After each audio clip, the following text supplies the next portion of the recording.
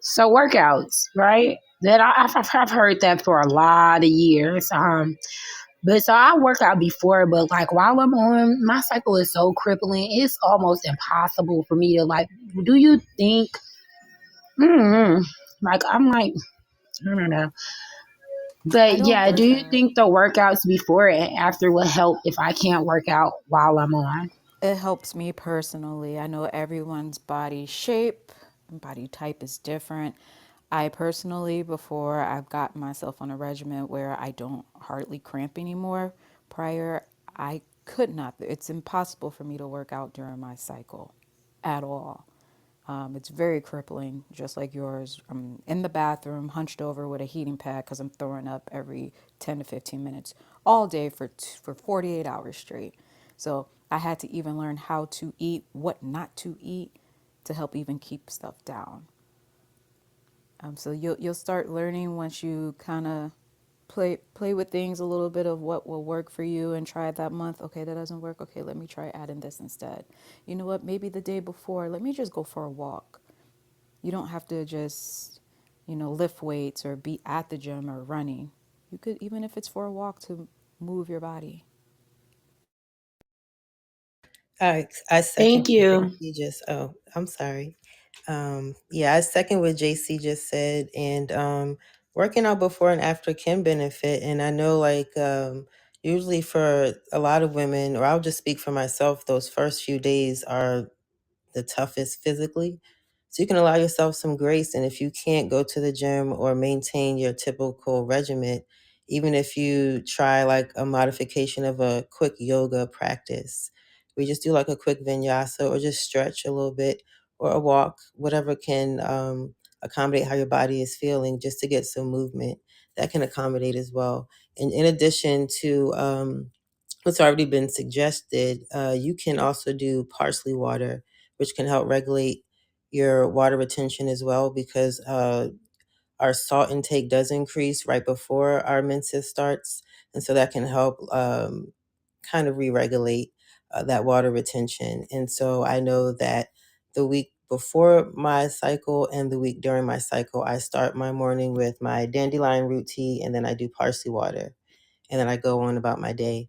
I do intermittent fasting, so I don't eat as Can you a lot. explain the dandelion root to me? Because my little brother, when my grandmother had cancer, it was like one of his things that he kept bringing up was the red cabbage and the dandelion root.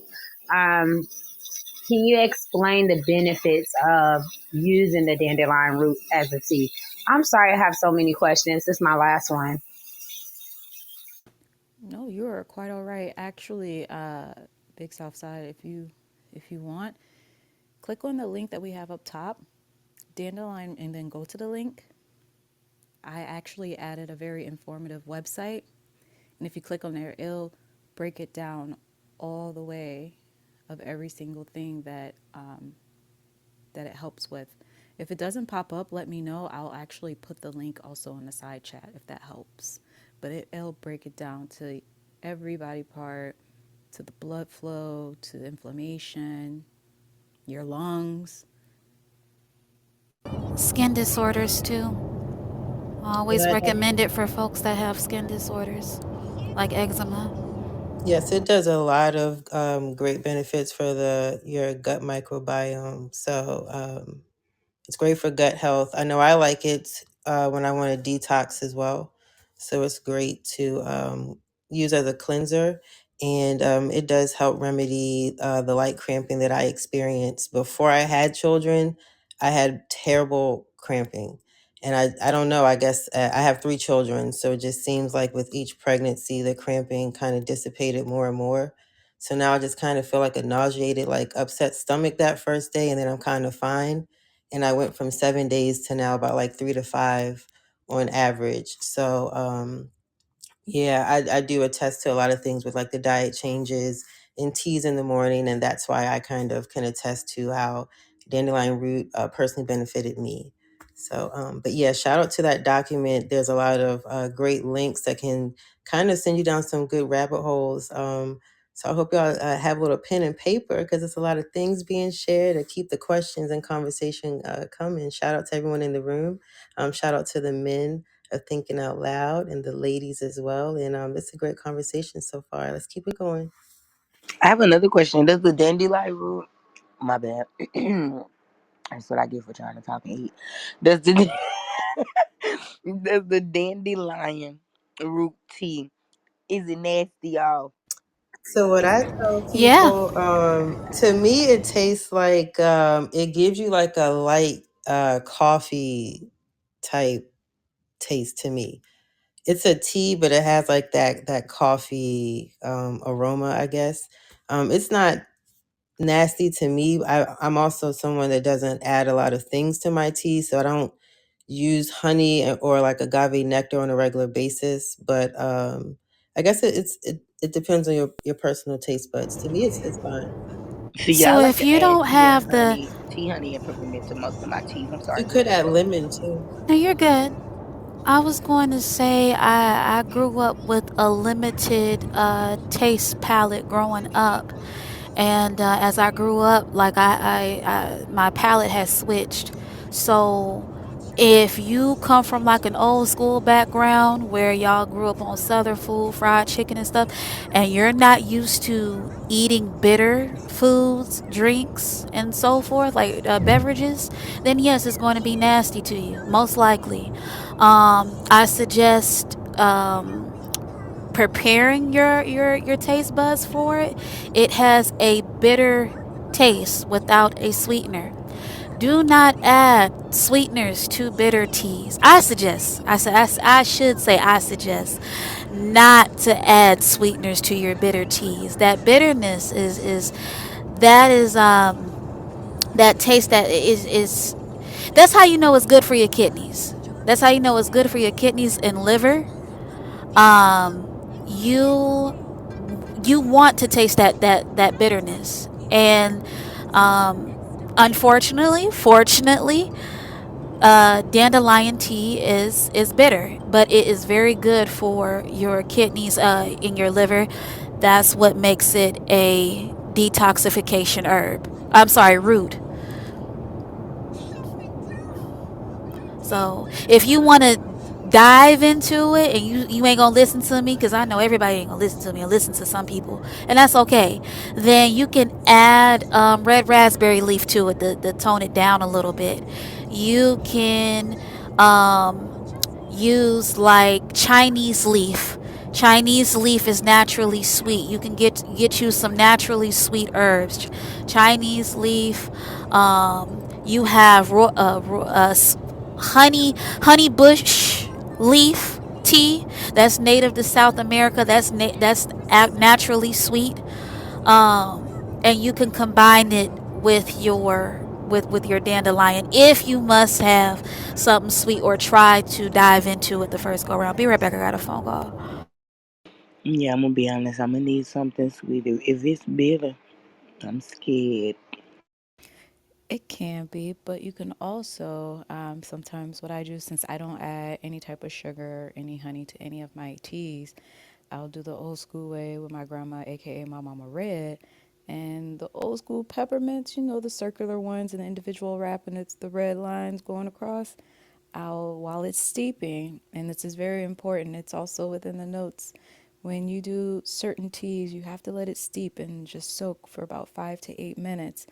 Throw one of those peppermints in there, and it'll melt slowly, but of course it'll still be halfway whole still at the end of drinking it. But that will also help alleviate a little bit of the bitterness. But after a while that you actually drink it, if you are one of those people that can become accustomed to it, it doesn't bother after a while. So, does any lady recommend? Because I grow my own stevia, and raw. I I've had no luck with raw sugar cane, but there's other like natural sweeteners that you can grow. Um, because I'm not a fan of the bitters. And that's why I said I'm like a raw local honey fan. I'll go to my local farmer and get honey because I have really bad allergies, and it's the literally that and bee pollen is the only thing that keeps me balanced, just due to the fact that I live in a high allergy area, and I suffer with sinuses and all kinds of things, and it usually keeps me even. So that's why I was like, that would you recommend any of that to offset the bitterness? Yeah, definitely sugarcane. That is great, but that's only if you really, really can't take the bitterness. Like So said, it's best to take bitter straight and not add any sweeteners. But if you really can't handle it, then sugarcane is a great alternative. Dates are also a great alternative. Um, honey is too, but the more you take bitters, the more you'll get used to the bitter taste. I do also want to make mention because I know when I grew up, we would just put the teapot on the stove, let it boil until it whistle, and then you make your tea. But that's wrong, right? So some of our herbs shouldn't go above a certain temperature. So for most herbs, when you boil your water, you kind of want to wait a little bit before you actually start steeping them, so you don't kill the benefits that they have. If you're drinking your teas way too hot, it's kind of counterproductive a lot of times, and you're just drinking like some weird flavored water at that point. So do be mindful of that as well. Thank you for adding that, Locked. Thank you, because I did not know that. Oh man, I just missed it because I So, just got off the so in phone. general, most herbs you do not want your water above like 105 degrees. When you boil your water, you are going well above that. So if you boil your water and you walk away once it's boiling and come back to it, you would generally be okay. But most of us are killing our tea before we get to really reap the benefit. Oh yes. So the leaves. Did you speak on? Because I just got back. I'm sorry. You already touched on like for the leaves, you actually put water in your cup and let it steep, and then for the roots, that's what you're supposed to boil, but more so like low temp cook it in a way. Yes, ma'am. Cool, cool. And don't y'all be sleeping because we didn't even say it out loud, and we usually be screaming this from the rooftop. Don't forget y'all conscious Crispus. And don't sleep on moringa because those are some powerhouses that a lot of us sleep on, especially moringa and butterfly pea flower is What one of was the those first teas. thing that you said? Oh, Conja Crippus? What? it's the proper sea moss that you Sea should get. moss. Not all sea moss, right? It's the Conjures Crispus that you want. That's right. Not Jamaican sea moss, right? Not that. That's right. Don't get it from Whole Foods or Walmart either. Unless that's your only option, of course.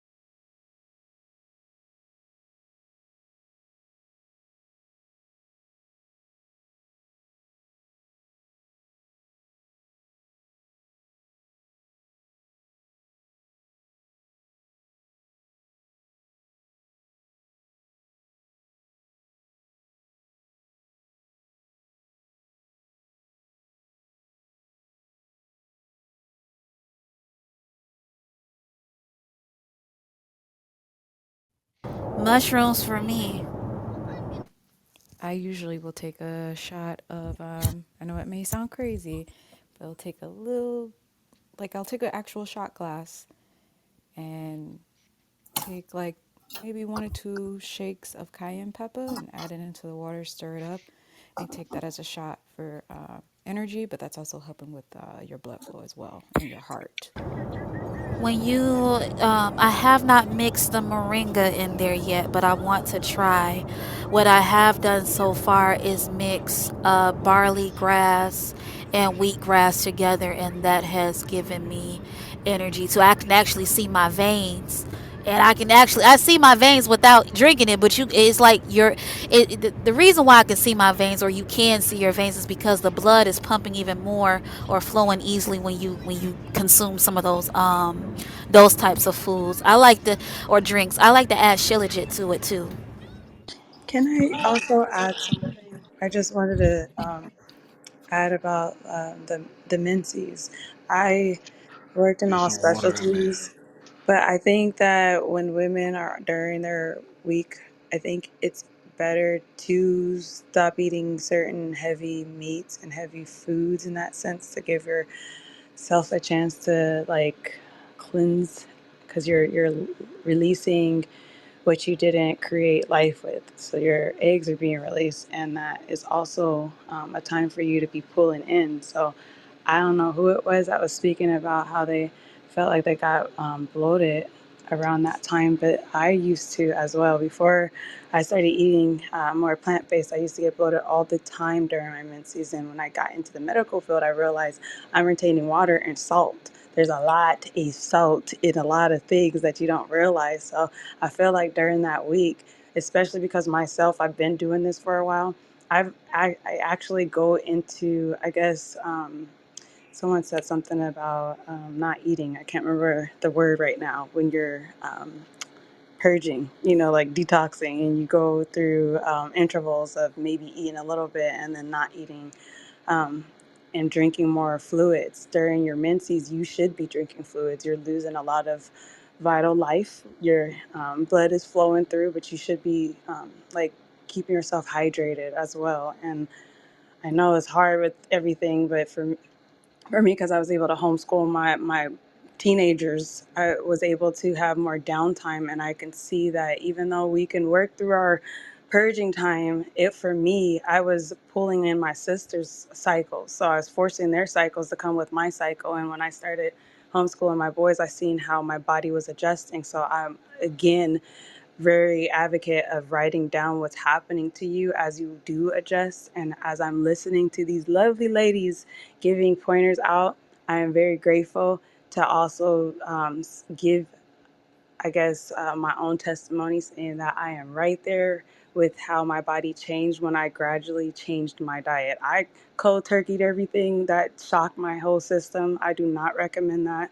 Most of the meats that we eat, they are injected with chemicals that's causing different type of issues. So I'm not saying stop eating your meat. I'm just saying be aware of what's happening with your body and give yourself a chance to heal while you're purging. But I wanted to give that love. Thank you guys This again. may. You're welcome. I love what you just said. I just love it. I was gonna add this may sound. Wait, am I talking too much? Not at all. Anybody else want to talk? Oh, Woman of God, go ahead. because I'm like, I feel, I love this. I love these topics. But I was gonna say it might sound a little unorthodox because, I do suggest meat, but I do, think that it shouldn't your the diet around that time, or around if you're on it around this time, it shouldn't be primarily made up of your from your diet or of your diet.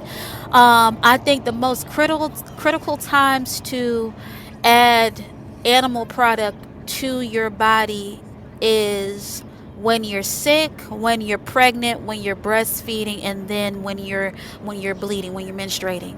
And that is because when you're menstruating, or just all four of those instances, you are losing nutrients at a faster rate.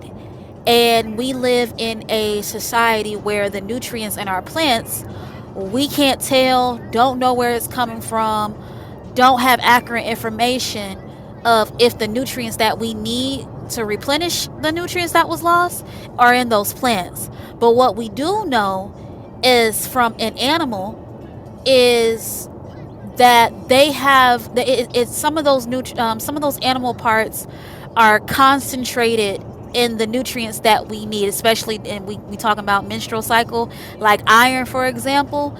I mean, like, around that time, this is where I usually suggest, and I know maybe not everybody like it or not, but organ meats.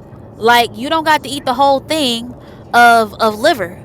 We can go with like beef liver or goat liver, lamb liver. I think they're pretty big. You can eat half of that, and you get in a day, and you get your iron needs and the B vitamin needs and all the needs that all the nutrients that I said you need for for the iron to be used and stored properly in your body are going to be in the liver. It's going to be in some of these animal products. Bone marrow too.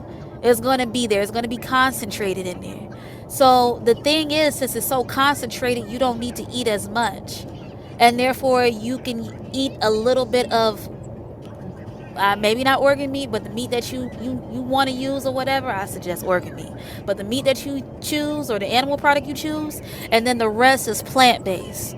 Can Um, you fix it up like you like it? Like if I want, like, let's just say I pick liver or whatever, and if I make it like with liver and gravy and onions and rice, would that like be counterproductive? Can you fix it up how you like it? Fix it up. yeah, just make sure that if you gonna go old school with it, make sure that rice is it comes from a reputable source. Make sure that rice is cold. You might as well turn that rice into a prebiotic. When you cook and then chill rice, and another food is like potatoes, it creates resistant starch. That resistant starch creates I'm sorry, the bacteria in your body releases acids or enzymes. I forgot exactly which one it releases, and those enzymes, acids, or whatever you have, whatever you want to call it, actually helps heal the mitochondria and lower incidences of like fibroids and endometriosis. So get the most out of what you eat old school. Heat it and cool it down if you're gonna eat it with the rice. And then I mean, like, make sure that your gravy is made out of the best bone broth as you can, because what's in the bone broth, it actually lowers anti-inflammatory markers in your body. Okay, so instead of using like oil base to make your gravy out of a broth base.